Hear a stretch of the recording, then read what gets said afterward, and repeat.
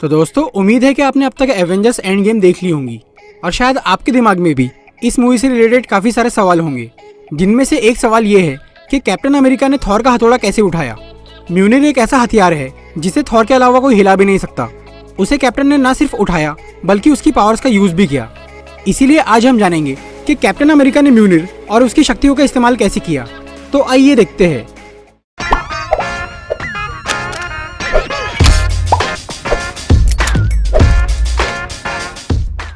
Captain America ने म्यूनिर का इस्तेमाल कैसे किया, ये समझने के लिए पहले हमें म्यूनिर से जुड़ी हुई कुछ बातें जानना जरूरी है। म्यूनिर हमें सबसे पहली बार दिखा 2011 की थॉर मूवी में। इस हथियार को हजारों साल पहले नीडावेलर के ड्वार्फ्स ने बनाया था और जब सही वक्त आ गया तब ओडिन ने यह हथौड़ा थॉर को दे दिया। लेकिन थॉर ने जब ओडिन के खिलाफ जाकर कुछ गलतियां की तब ओडिन ने थॉर से म्यूनिर छीन लिया और उसके ऊपर एक जादुई मंत्र डाल दिया, जिससे कि म्यूनिर को सिर्फ वही लोग उठा सके जो कि वर्दी यानी उसके लायक हो। और उस वक्त थॉर खुदगर्ज हो गया था और उसने अपनी शक्तियों का गलत इस्तेमाल किया था, इसीलिए वो म्यूनिर को नहीं उठा पाया। पर बाद में थॉर ने खुद को वर्दी साबित किया, इसीलिए उसे म्यूनिर और उसकी शक्तियां वापस मिल गई। तो चलिए अब ये जानते हैं कि वो कौन सी बातें हैं जो कि किसी को म्यूनिर उठाने के लिए वर्दी या अनवर्दी बनाती है। म्यूनिर का इस्तेमाल करने के लिए थॉर की तरह गॉड होना जरूरी नहीं है। म्यूनिर को वो लोग उठा सकते हैं जिनके अंदर कोई भी बुराई ना हो, जिनका दिल साफ हो और जिसके अंदर घमंड बिल्कुल भी ना हो।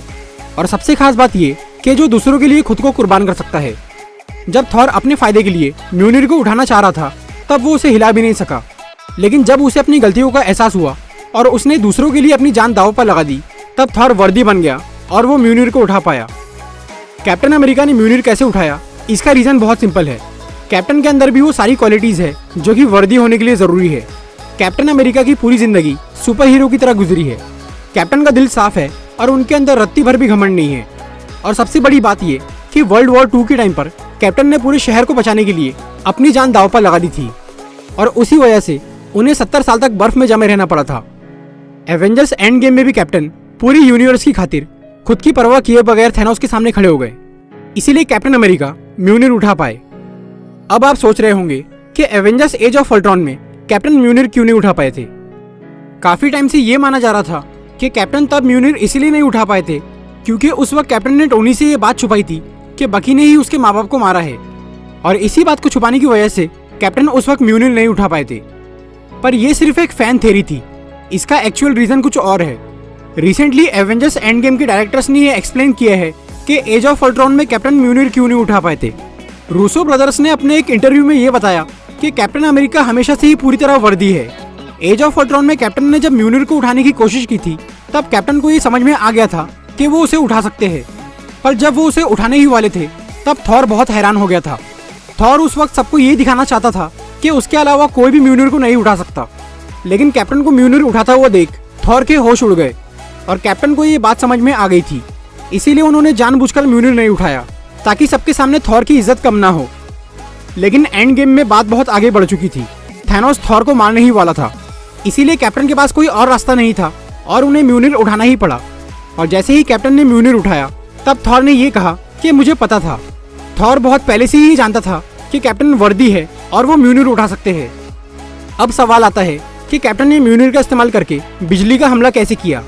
इसका रीजन ये है कि जब ओडिन ने म्यूनिर के ऊपर वर्दीनेस का एन्चेंटमेंट यानी जादुई मंत्र डाला था तब उन्होंने ये कहा था कि जो कोई भी इस हथौड़े को उठाने के काबिल होगा उसके अंदर थॉर की शक्तियां आ जाएंगी।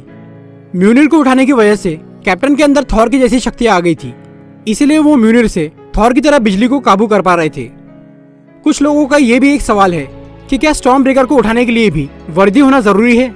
इसका जवाब है नहीं। स्टॉर्म ब्रेकर के ऊपर वर्दीनेस का एन्चेंटमेंट नहीं है, उसे ताकतवर लोग आसानी से उठा सकते हैं। इसीलिए एवेंजर्स एंड गेम में थैनोस ने भी स्टॉर्म ब्रेकर उठा लिया था। तो दोस्तों ये थी एवेंजर्स एंड गेम के बारे में एक छोटी सी वीडियो। अगर आपको ये वीडियो अच्छी लगी हो तो इसे लाइक और शेयर जरूर करिए, और ऐसी इंटरेस्टिंग वीडियोस देखने के लिए सब्सक्राइब कीजिए हमारा चैनल और इस बेल को दबाइए ताकि आपको हमारी वीडियोस सही टाइम पर मिल सके।